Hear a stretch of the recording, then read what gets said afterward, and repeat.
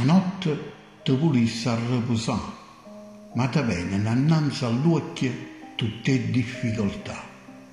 A così passa una notte senza serenità e senza t'addormire. Poche persone al mondo lo sanno come si stanca e perché non ce la fai più.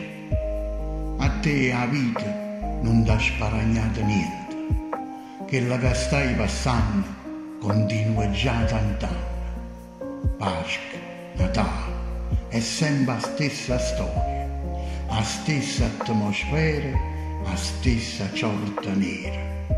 E volte stessa tu ti domanda ma dove piglia tanta forza, che sta energia può continuare a campare. La risposta è facile, la forza tua sono i figli, sono loro che ogni giorno, pure quando non li tieni attorno, ti danno la ragione per continuare. Tu sei poco fortunato, ma come mamma, ovvero sei una fata, sei attenta, scrupolosa, dolce e meravigliosa.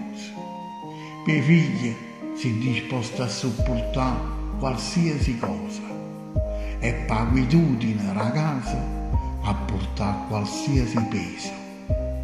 Nata o posto tuo non ci avesse fatto mai, invece tu resisti, sopporta, vive e insiste.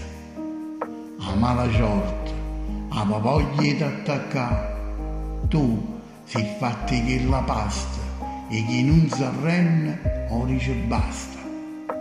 E femmine come te l'avessero fa santa, l'avessero rano premio, l'avessero imitare. Per chi nasce sfortunato, male, sfortuna e guai non finiranno mai, ma o Padre Eterno a cielo non ne lascia sola.